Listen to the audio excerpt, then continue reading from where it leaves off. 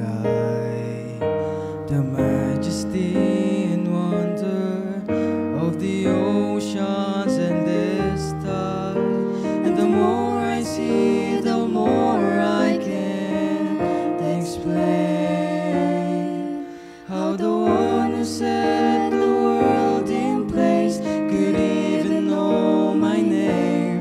And I'm amazed, I'm so amazed, how great you are, how small I am, how awesome is your mighty hand. And I am captured by the wonder of it all. And I will offer all my praise with all my heart for all my days. How great you are, How great you are. how great you are.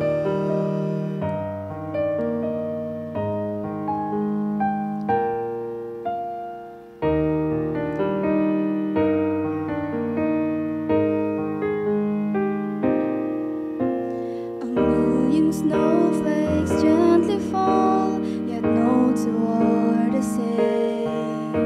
In colors fill the canvas of the seasons as they change. And everywhere I look, I see your hand. Why you would love someone like me, I'll never understand. And I'm amazed, I'm so amazed, how great you are, how small I am, how awesome is your mighty hand. And I am captured by the wonder of it all. And I will offer all my praise with all my heart for all my days. How great you are, How great you are. how great you are, how great you are, How small I how am. awesome is your mighty hand. And I am captured by the wonder of it all. And I will offer All my with all my heart praise for all my days. How great you are, How great you are. how great you are, how great you are, How great you are. how great you are.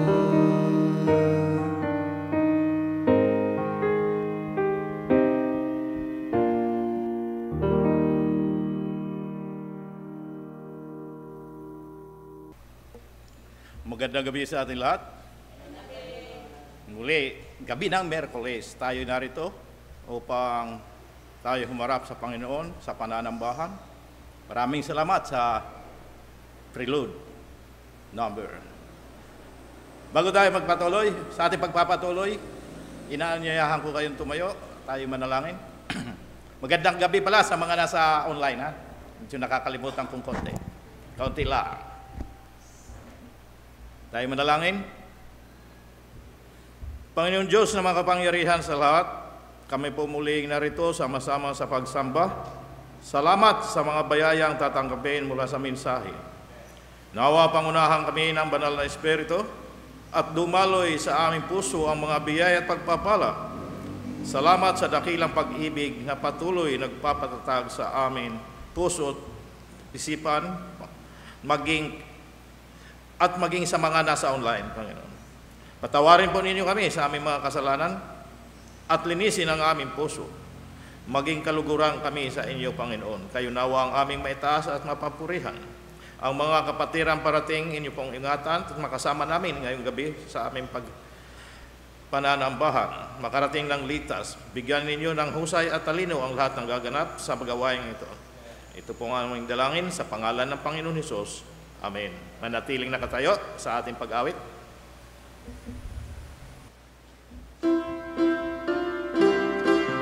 po sa ating lahat. Tayo po nagpala dahil tayo po nakarating ng ligtas. Tayo po umawit sa Panginoon at awitin kahit na po. Kahit na kubo ang aming tahanan, dito sa lupa'y may kasiyahan. Pagkat sa langit may naligtaan na maariyan.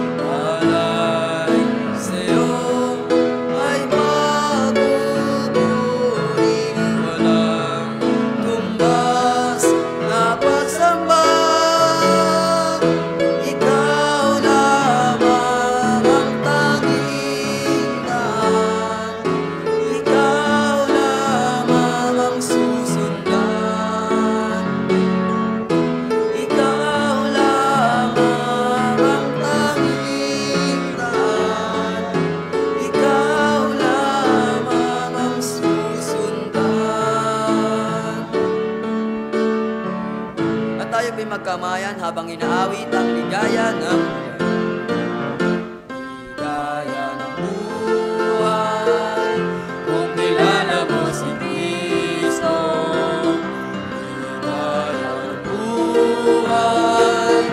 Kung siya'y manulubos mo, babaguhin ang iyong buhay. Kung siya ay kakamtan,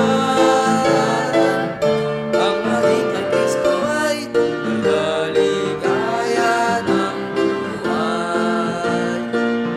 Ligaya ng buhay. Kung kilala mo si Kristo, ligaya ng buhay. Kung siya'y manunubos mo, babaguhin ang iyong buhay. Kung siya ay kakamtan, ang maging kay Kristo ay tunay na ligaya ng buhay. Tayo po'y tayo na po'y tayo po'y pwede nang maupo. At tayo po'y dumako na sa announcement and reminders. Daily Bible blessings every morning from Monday to Saturday via Bethany Baptist Church members group chat. Midweek service and prayer meeting starts at 7 p.m. every Wednesday, church auditorium. Sunday worship service starts at 9 a.m.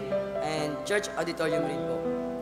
At ang team natin po sa darating na linggo, October 19, pagpapahalaga sa mga balo. Ito po ay matatagpuan sa unang Timoteo 5:3-5. At atin pong pagdiriwang sa darating na linggo ang Widows and Widower Sunday. At New Life class rin po every Sunday after the morning worship service with Sister Minda Fulgar. Goye Cubao rin po, weekly activities, Bible study every Wednesday and Saturday, BKBC and tract distribution every Saturday.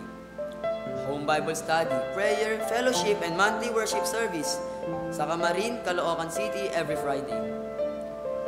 Home Bible study rin po sa San Mateo, Rizal every Saturday. Worship service, Taytay Rizal every Saturday.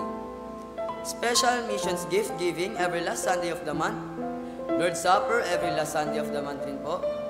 At atin pong suportahan ang ating first time visitor Sundays, October 26, 2025. At ang atin rin pong each one bring one.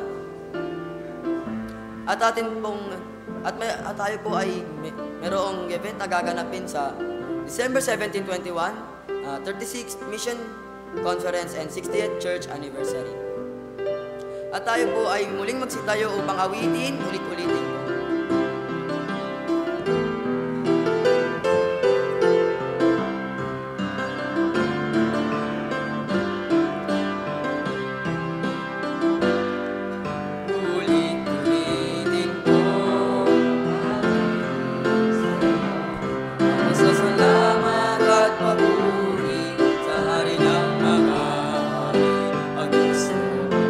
Ngayon at sa habang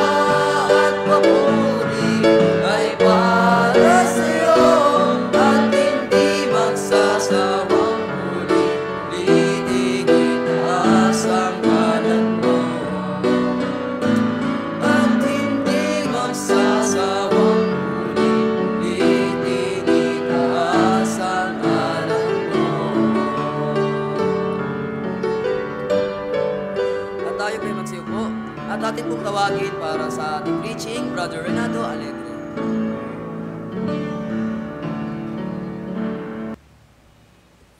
Muli magandang gabi sa ating lahat. Magandang gabi sa mga nasa online. Inuna ko na, no? Kanina nakalimutan ko eh. Talagang ang panahon natin ngayon, uso sakit. Marami na ngayon may sakit. Opo, mga trangkaso. Kahit marami na trangkaso, sige patuloy. Tuloy lang tayo sa ating pananambahan, pagpuri sa Panginoon. Ang pamagat ng ating paksa ngayong gabi, mas mahalaga pa sa ating buhay. Mas mahalaga pa sa ating buhay. Ano po? Makikita natin teksto sa Gawa, Kapitulo 20, versikulo 22 hanggang 24. Sabay-sabay natin basahin ang ating teksto sa Gawa, Kapitulo 20. Inanyayahan ko kayong tumayo, basahin natin ng sabay-sabay ang ating teksto.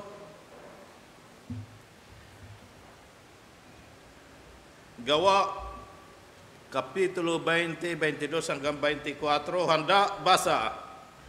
At ngayon narito na natatali sa Espiritu sa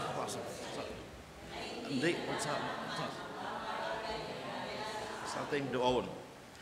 Maliban na pinatutuhanan sa akin ng Espiritu Santo sa bawat bayan na sinasabing ang mga tanikala at mga kapighatian ay nagsisipag-antay sa akin. Datapwat hindi ko minahamahal ang aking buhay na waring sa aking mahalaga.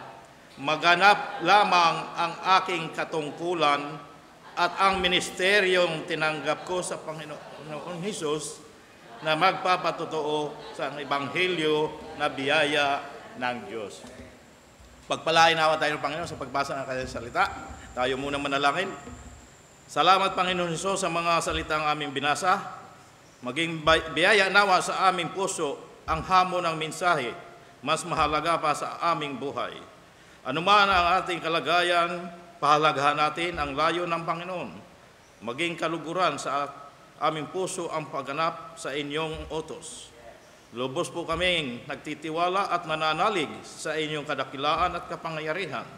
Pagkalubang po nawa ninyo ng kalaman at katatagan ng inyong lingkod. Sa pangalan ng Panginoon Hesus, Amen. Maaari na po kayong mapo.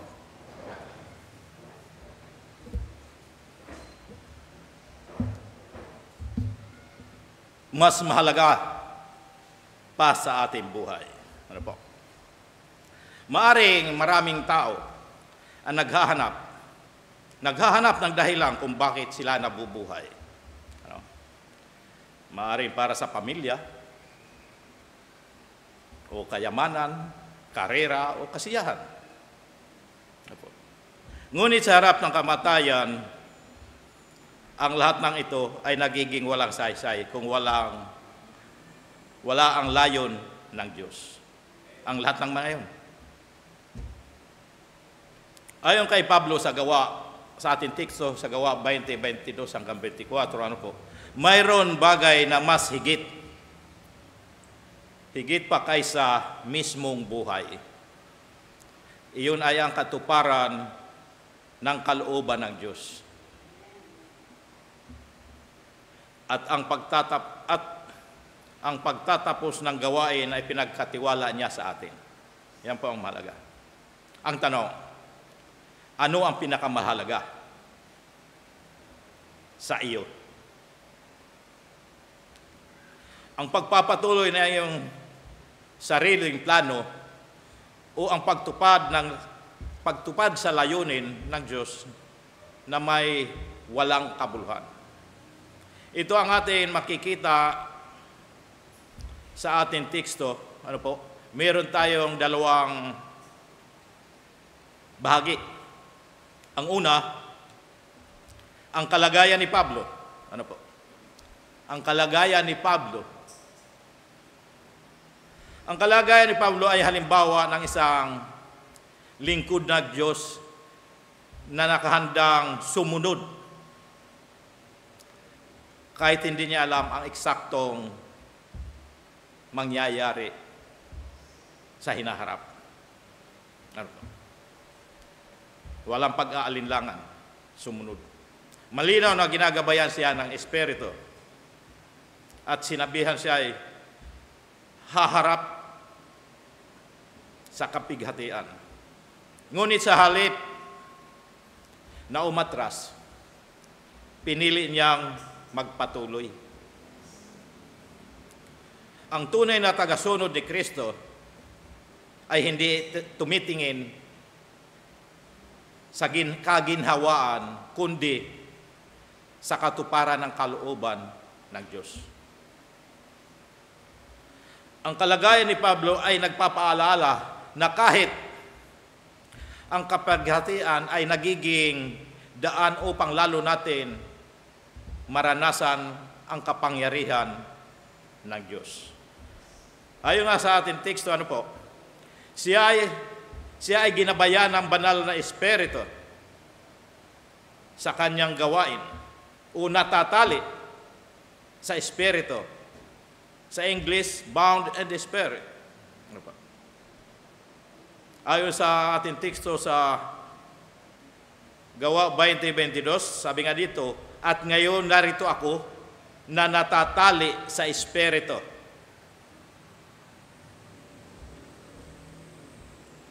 Ay pasa sa Jerusalem na hindi nalalaman ang mga bagay na mangyayari sa akin.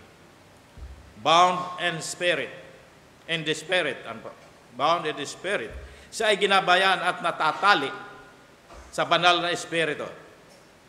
Hindi ito sa pilitan, kundi isang voluntaryong pagsunod. Tanda na ang tunay na kalayaan ay nasa buong pagtalima sa Espiritu. Kapag hinayaan natin manguna ang Diyos, maliligaw ba tayo? Hindi tayo maliligaw, kundi laging nasa daan ng kanyang layunin.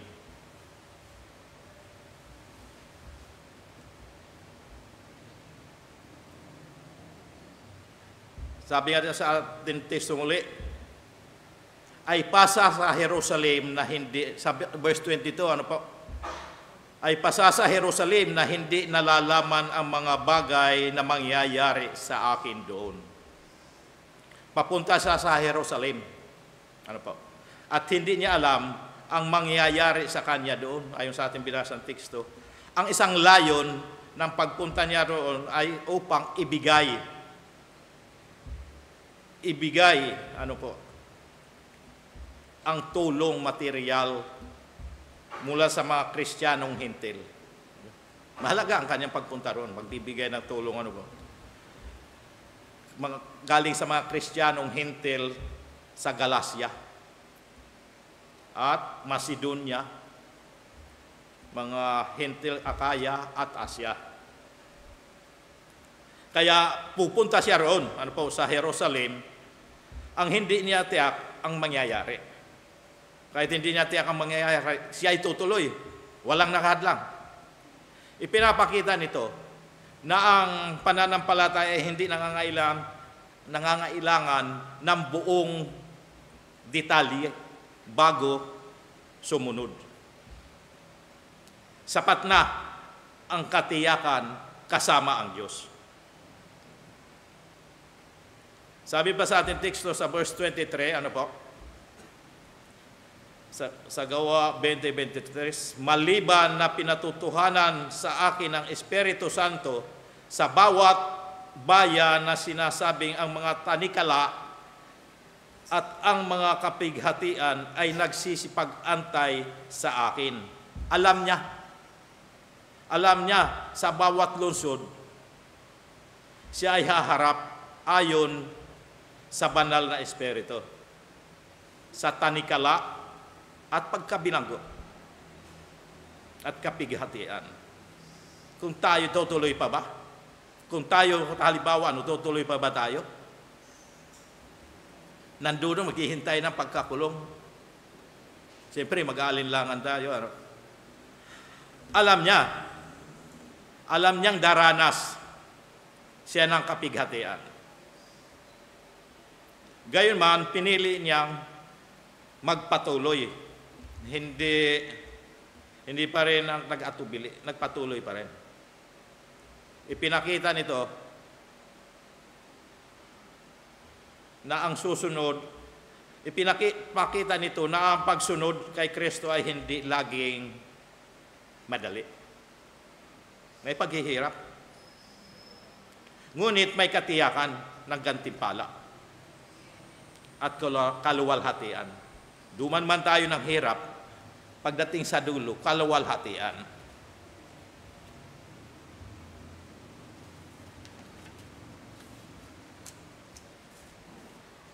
Mapapansin na si Pablo ay may dalawang saloobin.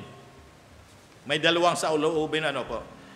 Ang buong pagsunod sa banal na Espiritu, ang una, at ang pangalawa ay ang buong pagsuko sa Diyos. Nagdadalawa siya ng saloobin. Makikita na ang buong pagtutuon sa Diyos lamang at hindi sa kanyang sarili. Nakatuon siya sa Diyos. Siya ay umaasa sa banal na Espiritu. Ano po? At kahit hindi alam ang partikular na mangyayari sa kanya. Kaya pinabahala niya o pinagkatiwala na niya ang lahat sa Diyos. Tulad ng sinabi, ano po? Ang katawan ay may dalawang mata. Ngunit ang kaluluwa ay dapat may isa lamang. Isa lamang. At ito ay dapat nakatuon sa Diyos. Ang pagtutuon lamang sa Diyos ay tanda ng isang pusong buo at hindi hati. Nakatuon lamang. Ayon nga sa Gawa 22, ano po? Makikita na hindi siya nagpasya batay sa sariling kagustuhan lamang, kundi sa pagtali ng Espiritu. Nakatali siya sa Espiritu. Ito isang paalaala na ang tunay na pananampalataya ay hindi nakabatay sa alam natin, kundi sa tiwala na ang Diyos ang nakakaalam ng lahat.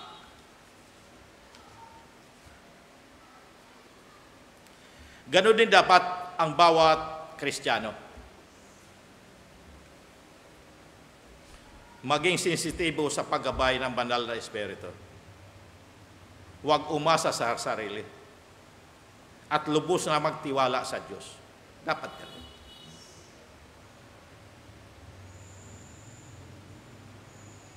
Bawat Kristiyano ay tinatawag din maging masunurin at sensitibo sa paggabay ng banal na Espiritu. Ang paniniwala lamang ay hindi sapat kung hindi ito isa sa buhay.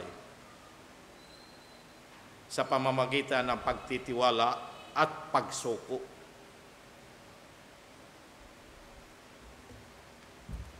Lumakad tayo sa Espiritu. Ayon nga sa Galatia Kapitulo 5:25, ano po?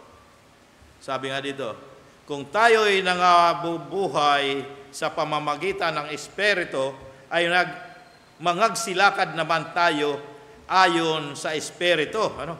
Lumakad tayo sa Espiritu. Keep on step, sabi nga, ano po, sa English. Ang paglakad sa Espiritu sa Galatia 5:25, ano po, ay nangangahulugan paggabay. Paggabay sa galaw ng Diyos. Hindi pangunguna o pag-iiwan sa Kanya. Pagsabay sa galaw. Tulad lamang ng dalawang sumasayaw, ano po. Pagka magkaiba ng sayaw, hindi maganda tingnan, dapat sabay para nakakaaliw tingnan. Kapag lubos tayo nagtitiwala, natututo tayong bitawan ang ating sariling plano. At hayaan ang kanyang kalooban ang masunod. Tutunga ang kasabihan ni Anon sa Tagalog, Anon. Ang nagbibigay ng sarili sa Diyos ay hindi pinababayaan ng Diyos. Ayun ang sabi. Dahil ang pagsuko sa Kanya ay hindi pagkatalo, kundi ito mismo ang pintuan tungo sa tunay na tagumpay at kapayapaan. Sa ganitong pananaw, ang ating buhay ay nagiging tuwid at malinaw, hindi hati at magulo. Malinaw, klaro.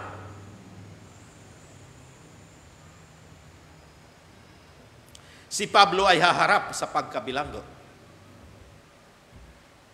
at paghihirap.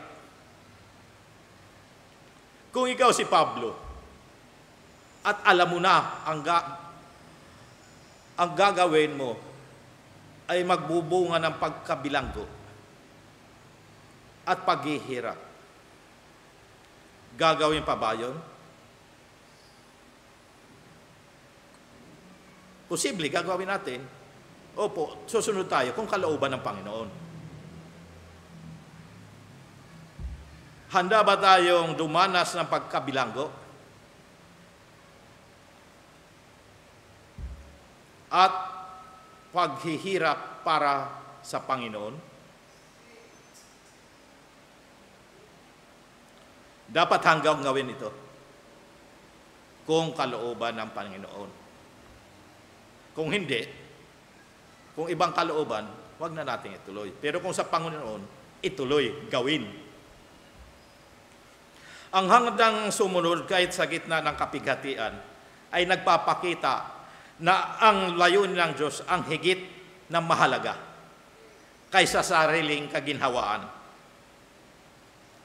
Ang tunay na katapatan ay nasusukat kapag mahirap, hindi laging kapag madali lamang. Kahit mahirap, sinusunod. Kahit sa ikamamatay, kung tapat sa Panginoon. Tulad ng mga sundalo ni David, nang humingi ng malamig na tubig, tinawid ang nakabarikada ng mga kalaban Pilisteo, makakuha lamang ng malamig na tubig. Ngunit, ganun pa man, nakakuha, hindi rin ininom ni David ang tubig. Handang sumunod kahit pa sa ikapapahama.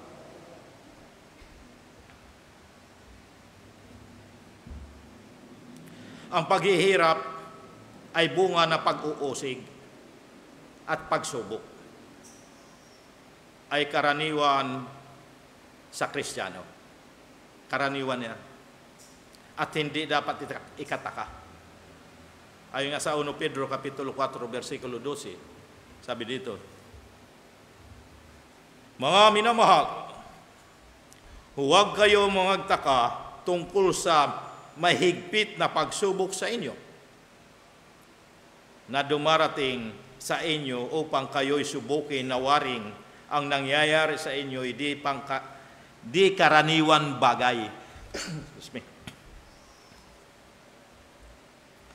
Kung wala tayong paghihirap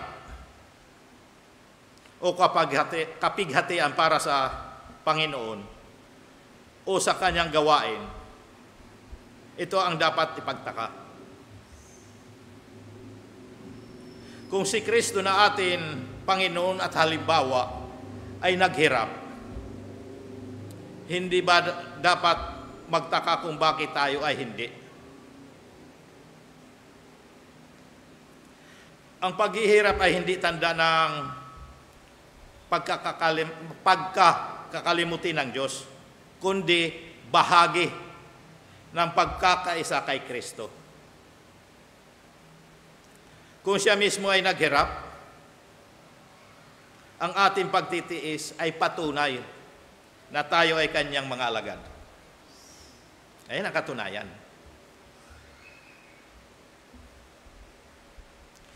Kung sakaling tayo ay naghirap na, ano po? Magtiwala tayo na pagkatapos ng sandaling kapighatian, ang Diyos ay magsasakdal, magpapatibay, at magpapalakas sa atin. Ayon nga sa 1 Pedro Kapitulo 5, versikulo 10, ano po?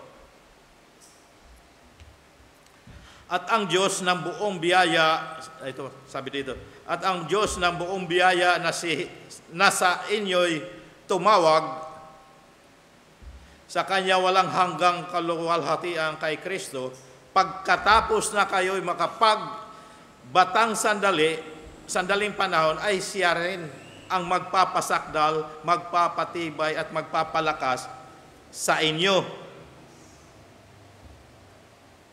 Kapag dumaraan sa kapighatian, ano po?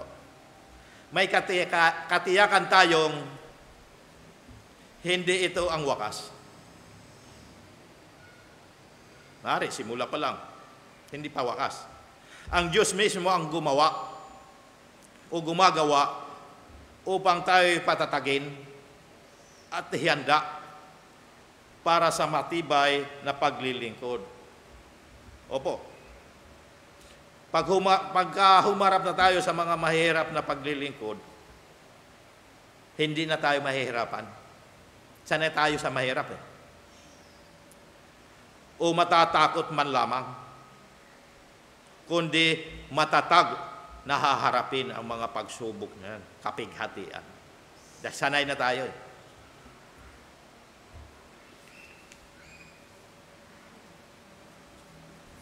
Ang ating pangalawang bahagi, ano po? Ang kapasyahan ni Pablo. Ang kapasyahan ni Pablo, hindi niya itinuring na mahalaga ang kanyang sariling buhay, kundi ang matapos ang gawain na ipinagkatiwala ng Panginoon. Ito ay hindi basta desisyon, kundi isang malalim na panata na nakaugat sa pag-ibig kay Kristo at sa Ebanghelyo. Ang kapasyahan ni Pablo ay isang hamon sa atin. Handa ba tayong ipagpalit ang atin sariling kaginhawaan para sa katuparan ng layo ng Diyos? Ipinapakita niya na ang pinakamahalaga ay hindi ang atin sariling plano, kundi ang pagsuko sa plano ng Diyos na may walang hanggang kahulugan.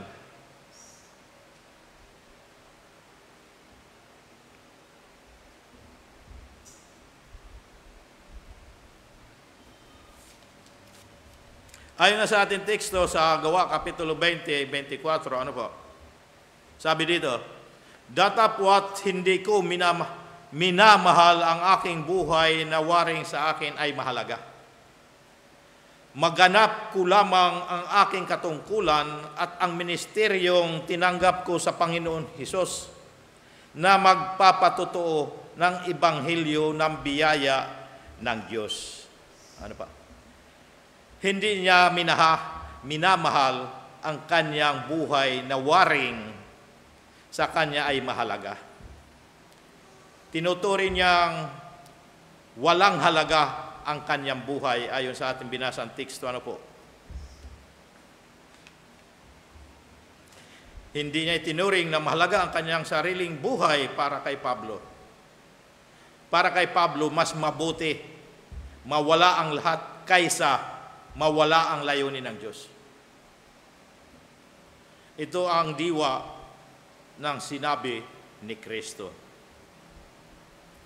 Ang mahalaga sa Kanya ay maganap lamang ang Kanyang tungkulin o katungkulan at matapos ang gawain o ministeryong ibinigay sa Kanya. Binigay sa kanya at tinanggap niya mula sa Panginoon Jesus. Ayon sa ating teksto sa 24, ano po? Para kay Pablo, ang pinakamataas na tagumpay ay hindi karangalan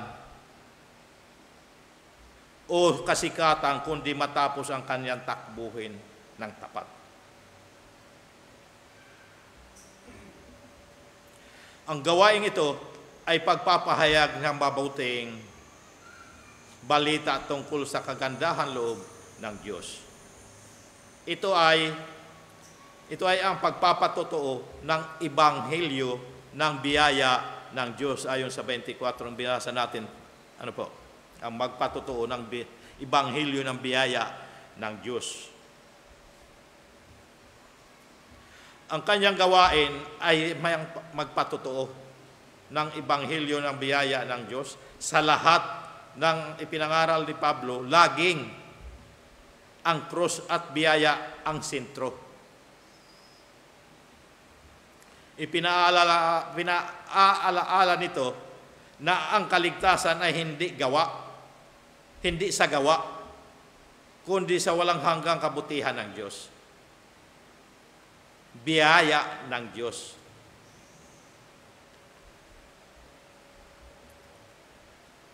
Mapapansin na hindi labis na minahal ni Pablo ang kanyang buhay. Ano po? Hindi minahal ang kanyang buhay. Tandaan, ang nagliligtas ng kanyang buhay ay mawawala nito. Ang tumatalikod nito para sa Panginoon at sa Ebanghelyo ay maliligtas nito. Ayon nga sa Marcos 8:35. Sabi nga dito, sapagkat ang sinuman mag-ibig iligtas ang kanyang buhay ay mawawala nito. At ang sinuman mawala ng kanyang buhay dahil sa akin at sa Ebanghelyo ay maliligtas yaon.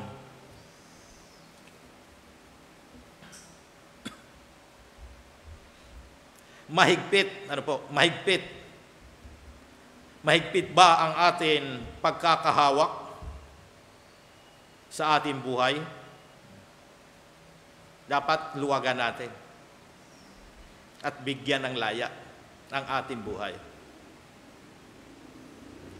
Ang buhay ay dapat hawakan ng tulad ng isang maliit na ibon.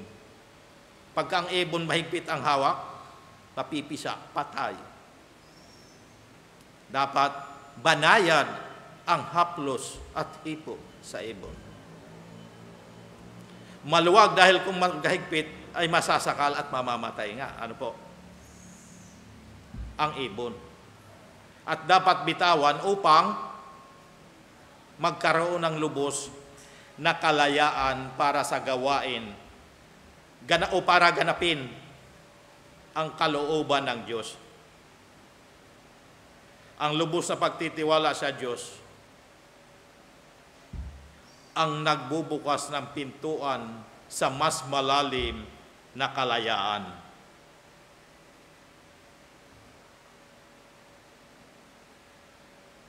Ang mahalaga sa ating buhay ay hindi mismo ang buhay, kundi kung bakit. Kung bakit o para anong bagay tayo nabubuhay. Ano ang kabuluhan ng paglalakbay kung hindi mo alam kung saan ka papunta? Nagsasayang ka lang ng oras, ano po? Gastos na, sayang pang oras. Para ano? O para saan? Para saan ba ang ating buhay? O isipin mabuti, alam ba na ba? Natitiyak na ba? Ano po? Kung saan papunta? Isang trahedya ang magwakas ang buhay na hindi nalalaman at hindi maganap.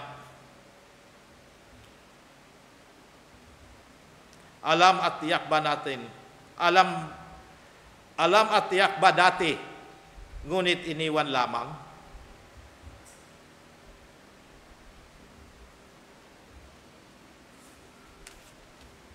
kung ang nabuhay para lamang sa kanyang sarili at luho ay tinawag na mangmang, kahit siya ay mayaman sa Lucas Kapitulo 12, versikulo 20, sabi dito, datapwat sinabi sa kanya ng Diyos, ikaw na haling hihingin sa iyo sa gabing ito ang iyong kaluluwa at ang iyong mga bagay na inihanda mo ay papasa kanino kaya? Tulad niya tayo. Ano po? Tayo ba ay nabubuhay para lamang sa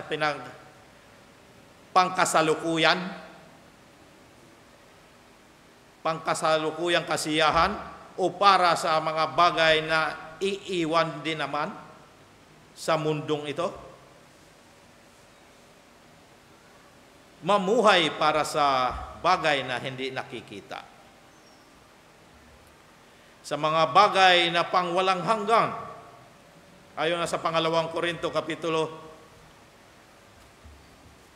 4, versikulo 17 at 18, sabi dito, sapagkat ang aming magagaang kapighatian na sa isang sandali lamang ay siyang gumagawa sa amin ng lalo't lalong bigat ng kaluwalhatian walang hanggang sa 18, samantalang kami ay nagsisitingin hindi sa mga bagay na nakikita, kundi sa mga bagay na hindi nakikita, sapagkat ang mga bagay na nakikita ay may katapusan. Datapwat, ang mga bagay na hindi nakikita ay walang hanggan.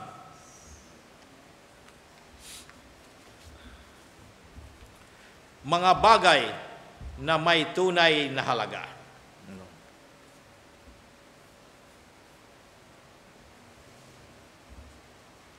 Ang mahalaga ay hindi lamang ang buhay. Ano po?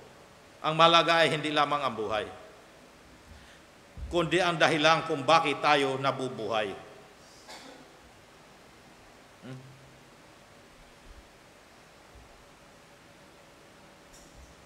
Tulad ni Pablo, tayo rin ay tinawag upang tapusin ang kalooban ng Diyos.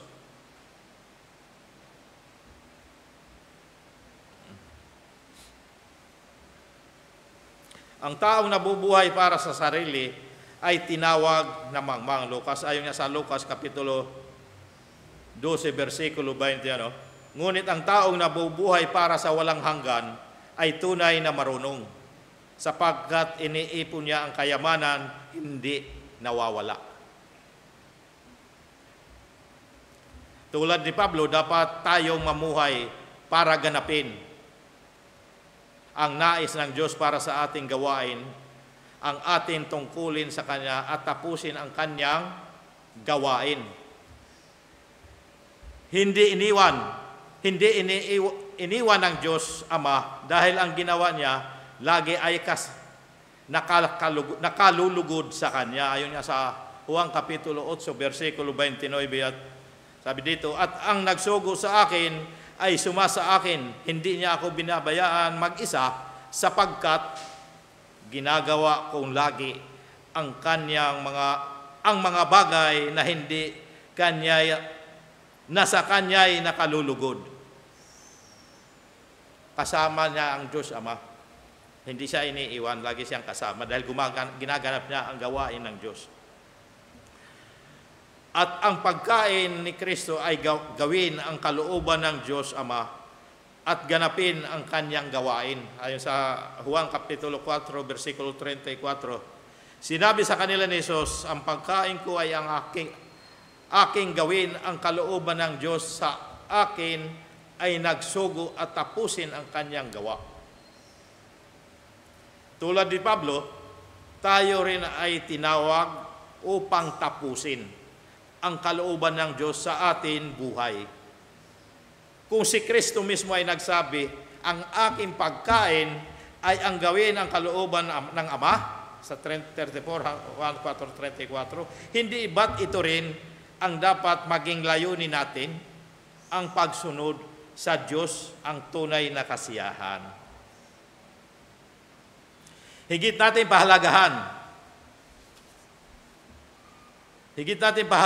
pahalagahan ang pagpapahayag ng Ebanghelyo sa mga hindi ligtas. Mahalaga ang sariling pangangailangan at pera. Kalusugan ng pamilya, ang pag-aaral, trabaho at kinabukasan. Mahalaga ang lahat yun. Ngunit mayroon bang puwang o lugar ang pagbabahagi ng Ebanghelyo sa iyong buhay, panahon, pera at kakayahan? Ang gawain ng Panginoon at kaluluwa ng hindi ligtas o pansarili lamang. Higit natin pahalagahan ang Ebanghelyo. Ano po? Kaysa pansariling bagay. Oo, mahalaga ang pamilya, trabaho, at kinabukasan. Ngunit walang hihigit sa halaga ng kaluluwa. Kung ang bawat Kristiyano ay kartero ng Diyos, na may dalang balita mula sa langit, hindi ba't malaking pagkukulang kung manahimik tayo? Ang tunay na pag-ibig kay Kristo ay nakikita sa ating kahandaan. Ibahagi siya sa iba, anuman ang kapalit. Bilang panghuli, ang tanong ay hindi gaano katagal tayo mabubuhay, kundi kung para saan tayo nabuhay. Para kay Pablo, ang pinakamahalaga ay hindi ang kanyang sariling kaligtasan o kaginhawaan, kundi ang katuparan ng layunin ng Diyos. Ang ating hamon, huwag natin sukatin ang buhay sa dami ng taon. Tagal, haba ng edad, ano po? Kundi sa bigat ng ating katapatan at pagsuko sa Panginoon. Kapag ang ating pamumuhay ay inaalay sa Kanyang layunin, kahit matapos ang ating panahon, kahit matapos ang ating panahon, ang ating buhay, mananatili ang bunga hanggang sa walang hanggan. Tayo manalangin. Salamat, Panginoon Hesus, sa mga biyaya at pagpapala ng inyong mga salita. Nawa sa puso at pahalagahan ang layon ng Diyos sa aming buhay at matutong magpahalaga sa iba ng hinggit sa sarili upang maging karapat-dapat sa inyo, Panginoon. Tulungan po ninyo magpatuloy at mamuhay para ganapin ang nais ninyo para sa amin. Salamat sa kadakilaan at ng inyong kapangyarihan. Ito po ang aming dalangin sa pangalan ng Panginoon Hesus. Amen. Sa ating pagkakaloob, ayon sa ating teksto sa mga Kawikaan, Kapitulo 11, versikulo 24 at 25, sabi sa 24, may nagsabog at tumutubo pa, at may humahawak naman ng higit kaysa karampatan, ngunit nauwi lamang sa pangangailangan. Ang kaluluwang mapagbigay ay tataba, at siyang nagdumidilig ay madidilig din. Kaya kung gusto nyo tumabang ang iyong kaluluwa, tayo ay atin ibigay ang pinakamahusay sa Panginoon. Salamat, Panginoon, sa mga paalaala sa amin araw-araw na pamumuhay. Salamat sa iyong kadakilaan na patuloy namin sinusunod na iyong mga salita. Nawa sa aming pagkakaloob, pangunahan mo kami. Hipuin mo ang puso ng bawat isa na magbigay na may pag-ibig at kagalakan. Kung ang dalangin sa pangalan ng Panginoon Hesus. Amen.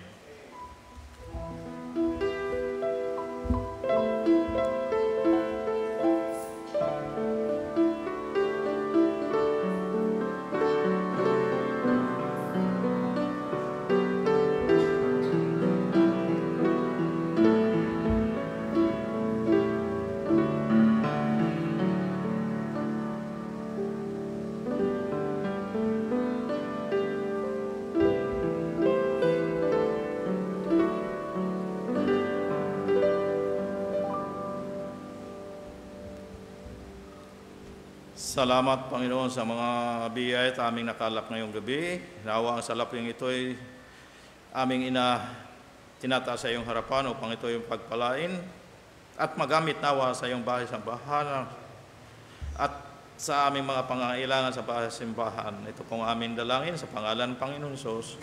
Amen. Tayo po tumayong muli para po sa ating pangwakas na awitin, Ikaw ang Kristo.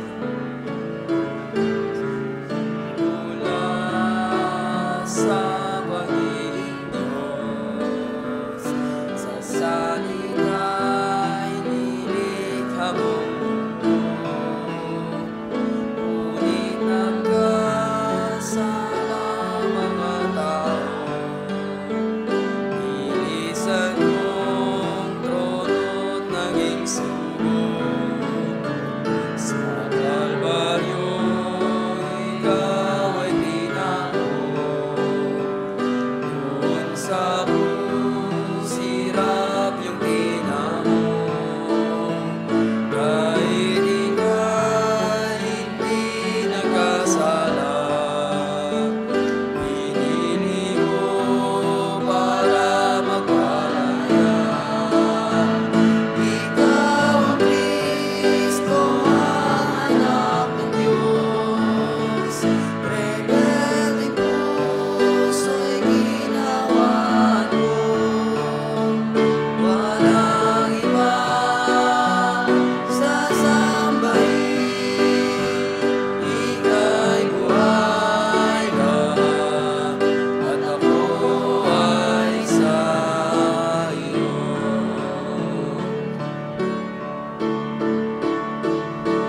Bansain, gano'y nagtagumpay, dahil bumangon ka sa libingan.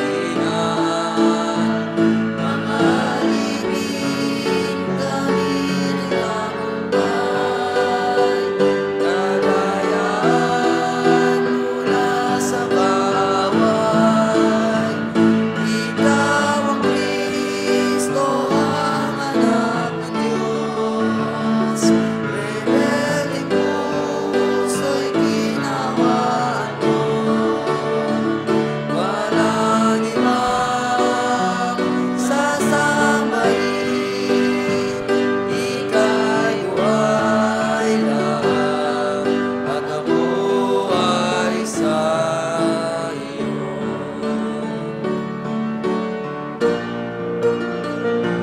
Walang araw sa kalangitan, masisilayan ka ng tunay. Ako'y magpapasalamat sa'yo. Nagkasala, ngunit niligtas mo. Ikaw ang Kristo, ang anak ng Diyos, rebelde puso'y ginawaan mo. Walang ibang sasambahin, ika'y buhay lang, at ako ay sa iyo. Ikaw ang Kristo, ang anak ng Diyos, rebelde puso'y ginawaan mo. Walang ibang sasambahin, ika'y buhay lang, at ako ay sa iyo. Ika'y buhay lang, at ako ay sa iyo. Ako ay sa iyo. Tayo po yung manatiling nakatayo para sa ating panalangin. Panginoon Diyos na makapangyarihan sa lahat, salamat sa biyayang amin tinanggap na nagpapatatag sa aming puso't kaluluwa. Tunay na mahalaga pa sa ating buhay ang layunin ng Diyos para sa atin at ang gawin ang binigay niya sa atin.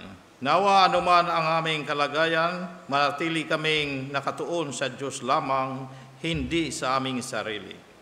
Umaasa kaming tutulungan ninyo kami upang magawa ang nais ng Diyos. Tumimunawa sa puso't isipan at ipamuhay ang hamon ng mensahe. Salamat sa lahat na gumanap at kabahagi sa gawain. Ang biyaya at pagpapala nawa ng Panginoon patuloy sumagana sa atin lahat, maging sa online.